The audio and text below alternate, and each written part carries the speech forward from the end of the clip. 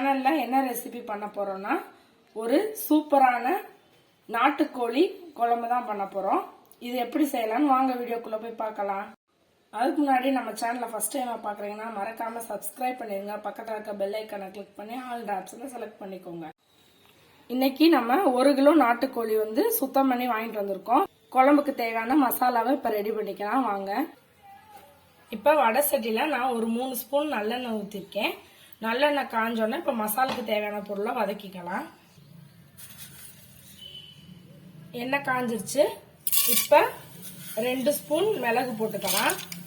மிளகு போட்டிங்கன்னா சளியெலாம் இருந்தால் சரியாயிரும். அதுக்கு தான் நம்ம மிளகு போடுறோம். வெடிக்கும், சிம்மில் வச்சுக்கோங்க. 1 ஸ்பூன் சீரகம், 1 ஸ்பூன் மல்லி, 3 மிளகாய் வத்தல், இஞ்சி, ஒரு துண்டு நாடா நறுக்குனது. இஞ்சி நிறைய சேர்க்காதீங்க நாட்டுக்கோழி குழம்புக்கு. 10 பல் பூண்டு நிறைய சேர்த்துக்கோங்க. 1 கிண்ணம் அதாவது 100 கிராம் சின்ன வெங்காயம். சின்ன வெங்காயம் தான் நம்ம நாட்டுக்கோழி குழம்புக்கு நிறைய டேஸ்ட் கொடுக்குறது. நல்லா வதக்கிக்கோங்க. 2 சின்ன தக்காளி.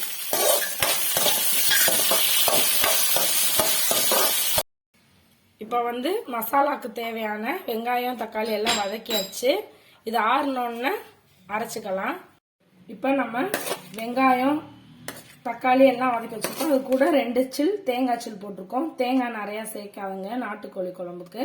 இப்போ இதை நல்லா வலுவலுன்னு அரைச்சிட்டு வந்துடலாம். இப்போ நம்ம நாட்டுக்கோழி குழம்புக்கு தேவையான மசாலாவை அரைச்சாச்சு. இப்போ வாங்க குழம்ப ரெடி பண்ண ஆரம்பிச்சிடலாம். நாட்டுக்கோழி வேக லேட் ஆகும், அதனால நீங்கள் குக்கர்லேயே வச்சுருங்க. இப்போ குக்கரில் ஒரு 3 ஸ்பூன் நல்லெண்ணெய் ஊற்றிக்கோங்க. இதில் எவ்வளோ நல்லெண்ணெய் சேர்க்குறீங்களோ அவ்வளோ சத்து. நல்லெண்ணெய் ரொம்ப நல்லது.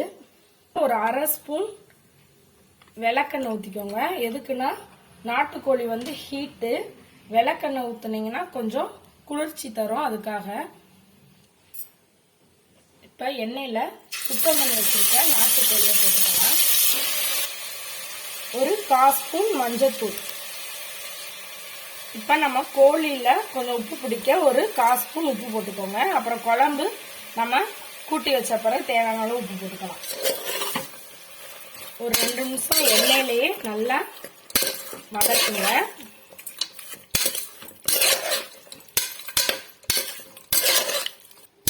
இப்படி நல்லா வதக்கிக்கோங்க.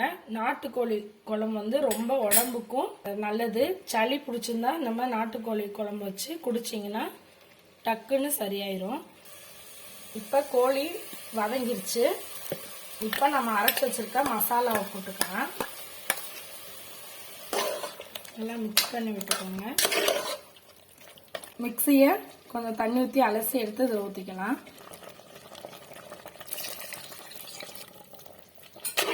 உங்களுக்கு குழம்பு மாதிரி வேணும், சாப்பாடுக்கு இட்லி தோசைக்கு வேணும்னா நீங்கள் இந்த மாதிரி இந்த அளவுலேயும் நிப்பாட்டிக்கோங்க. இந்த அளவு போதும் தண்ணி. இல்லை நீங்கள் நாட்டுக்கோழி சாறு குடிக்கணும்னா இன்னும் கொஞ்சம் தண்ணி ஊற்றி தண்ணியாக வச்சுக்கோங்க. அப்போ தான் குழம்பு குடிக்க நல்லாயிருக்கும். இப்போ நான் குழம்புக்கு தேவையான அளவு தண்ணி ஊற்றி வச்சுட்டேன். இப்போ நம்ம வீட்டில் அரைச்ச குழம்பு மிளகாத்தூள் இது ஒரு 2 ஸ்பூன் போட்டுக்கலாம். நம்ம மசாலா அரைச்சிருக்கோம் ஏற்கனவே, அது கூட இந்த மசால் பொடியும் போடணும். 2 ஸ்பூன் போட்டாச்சு. உங்களுக்கு காரத்துக்கு தேவையான அளவு போட்டுக்கோங்க. இப்போ எல்லாமே போட்டாச்சு. உப்பு கொஞ்சம் பத்தல, அதனால உப்பு போட்டு நான் குக்கரை மூடி ஒரு 5 விசில் விட்டுறேன். பார்த்தீங்கன்னா நம்ம சுவையான நாட்டுக்கோழி குழம்பு ரெடி ஆயிடுச்சு. கூட ஒரு ஸ்பூன் நல்லெண்ணெய் ஊற்றி வாங்க சாப்பிடலாம். இந்த வீடியோ பிடிச்சிருந்தா லைக் பண்ணுங்க, ஷேர் பண்ணுங்க, கமெண்ட் பண்ணுங்க. மறக்காம நம்ம சேனலை சப்ஸ்கிரைப் பண்ணிருங்க. பக்கத்தில் இருக்க பெல் ஐக்கானை கிளிக் பண்ணி ஆல் ஆப்ஷனை செலக்ட் பண்ணிக்கோங்க. தேங்க்ஸ் ஃபார் வாட்சிங்.